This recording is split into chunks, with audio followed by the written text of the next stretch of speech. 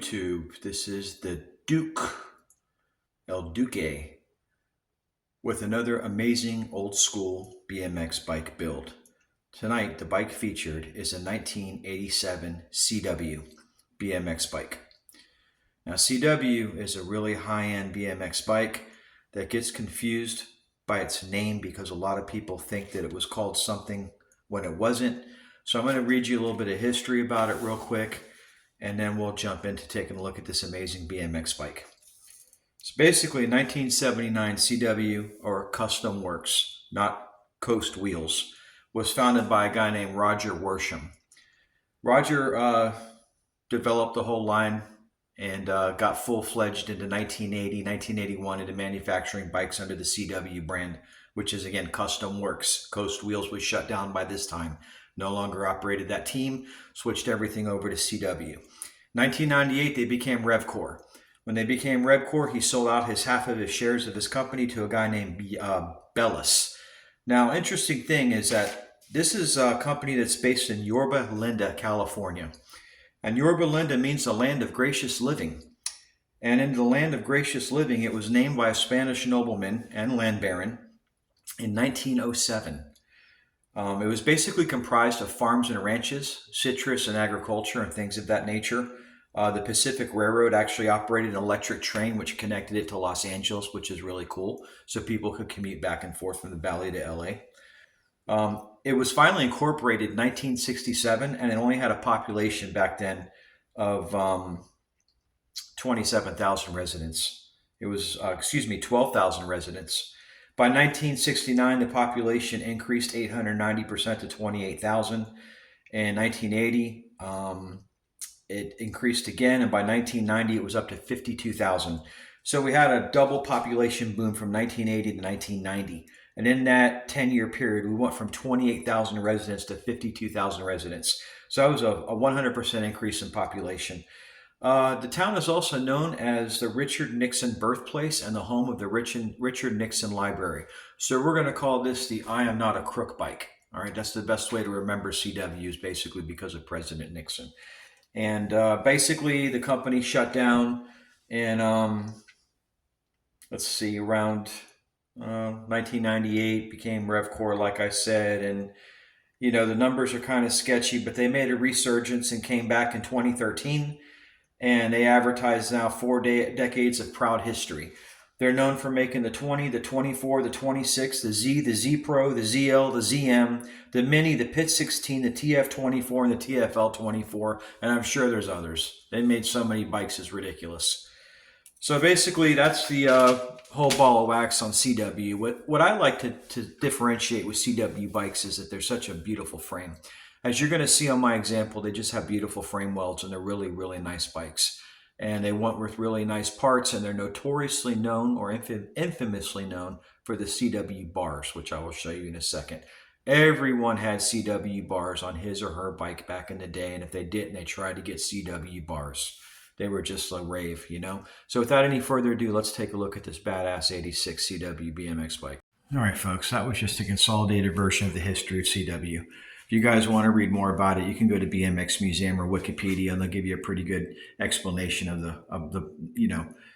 the company's founding and all the way through birth to grave and all the little, details in the middle. But I'm just going to give you a recap, and I'm going to show you this bike. So let's take a look at it. Okay, folks, here she is. Stand back a little bit. Now, we're going to do the typical 360-degree walk around so you guys can see the view of the bike. There's your famous CW bars. Notice they have a really wide spread, like 30 inches probably, and they're straight across the top, okay? And when you look at them from this side, there's just a little bending to the rear. And look at that beautiful frame. Just look at the welds that they put on this. This is one of the highest quality frame welds out of all of my bikes that I have in stock. That's a really nice set of rear dropouts. Got a set of Araya 7X satin wheels on this beauty. Got some bullseye hubs without the decals. They never did get put back on. Got a set, I believe, of Anloon cranks because I know Anloon did a lot with CW. We got a Sun Tour broken arrow seat post clamp and a CW seat. And I think under here we have an ACS stem there. Yep, and like I said, a set of CW bars. Now, what makes this bike so special is that it's one of the only gusseted front down tube bikes that I've seen. A lot of the freestyle bikes like the Pro Motion and other freestyle bikes that came out show the same gusset, but not on a race frame. And this is not a freestyle frame. But if you take a look at the introduction of this video, I loaded up a photograph as a thumbnail for this video. And you will see a picture of this exact frame in the CW newspaper ad from BMX magazine in 1986. It is a bike that I think they were going to transition into the CW styler, and they probably at some point were going to turn it into the Diz Hicks model or whatever. It would have eventually evolved into, I think Diz Hicks rode for CW. I'm a little confused. It's been a long time, but I think this was a prototype bike that was supposed to be a transitional BMX freestyle because it has that extra reinforcement in the front that you're not going to see on many frames. And if you do, they're always powder coated or painted. They're not chrome.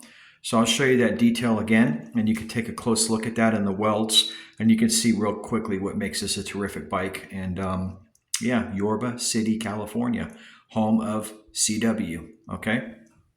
Remember, works, not wheels. Okay, folks, that's the 1986 CW BMX bike. There's not really much more to say about it. I gave you some history on the bike. I told you where it was born. And basically, you know, cradle to grave, 1979 to 1995. That was the first generation of CW before it was sold and changed hands.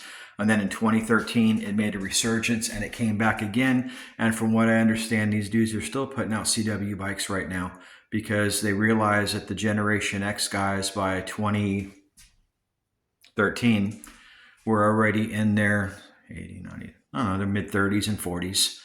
And they said, hey, you know what? These dudes got money and they want to buy their childhood bikes because we're looking at the used bike listings selling for $2,000, $3,000. And of course, that created a market to bring the bike back, like with GT and like with Mongoose and like with all these brands, Redline. They all started, and most recently, Torker. You know, they brought Torker back. So what ends up happening is, you know, these legacy bikes that we have, like the real originals in my collection, become so valuable that these people, let's just resurrect the bike because we're going to end up selling at least 1,000 of them.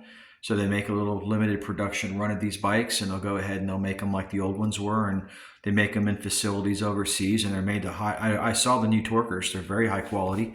They're made almost to the exact same standards as Johnson Engineering made the original ones. I can't say the same for Mongoose.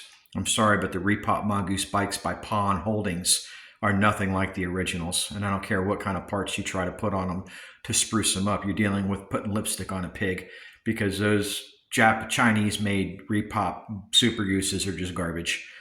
They did do a pretty good job with the FS1 Repop, but from what people have told me, and I've done a video on that bike as well, it doesn't hold up very well. So, but my point is, a lot of these brands are coming back. The names are being sold to other companies. It's just name brand recognition. And they go ahead and they try to reinvent the wheel with a new bike with an old name. And the bottom line is, on none of these bikes are you getting the Japanese quality components. Well, you could get some die-comp parts on these parts, but you're not going to get Suntour cranks. You're not going to get a Suntour seat post. You're not going to get a Tangy headset. You're not going to get Tangy forks. You're definitely not going to get custom bars and forks. This is all CW on this bike. So to be able to find a bike that has all CW like this one has is pretty tough right now in the market. But this is mine. I'm going to show it to you one more time before we recap this video. And again, I hope you enjoy this 1986 CW Pro. This is the Duke. And if you have not yet subscribed and you enjoy old school BMX and bikes from the 70s and 80s with a little bit of history about the product and the people behind it, subscribe to my channel. You've got nothing to lose and everything to gain. You know, it's going to give you 10 minutes worth of knowledge and entertainment that you didn't have before you tuned in. And I cover some of the best bikes in BMX, and I have them in my possession. I'm not going to show you a PowerPoint presentation or a screen of my iPad while I go through the interweb and show you illustrations. I'm going to show you the bike. So here we go again. Let's take a look at this rad ride. All right, folks. This is the CW Pro. Mm-hmm.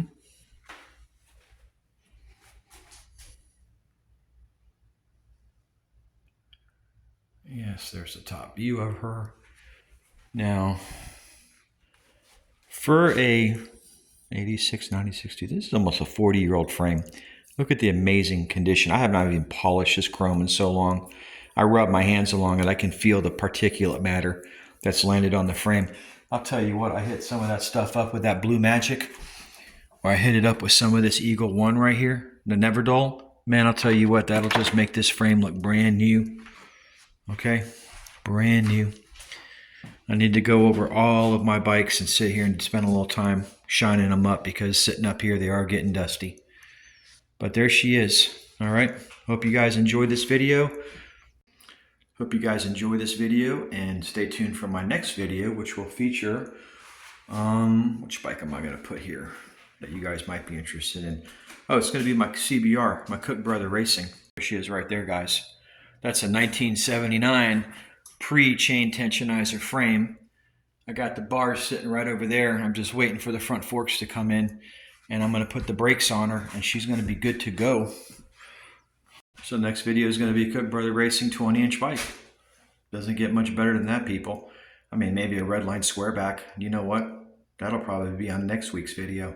So stay tuned. The Duke's going to upload a lot more cool BMX videos, and I promise you that you're not going to see these bikes at your local bike store, and you're probably not going to see them at your local BMX show. You'll see a lot of mongooses, you'll see some Redlines, you'll see some hutches, you'll see a ton of GT dynos, but it's not every day you see a CW, unless it's the Z-frame CW, which nobody wants to ride that because they all crack, unless they're making them with better design geometry now and strength, but the old ones, you couldn't really do much with them. So that's going to be it for this video. Thanks again. Like or subscribe, smash that like button. In the meantime, this is the Duke signing off, reminding you to stay rad. Later.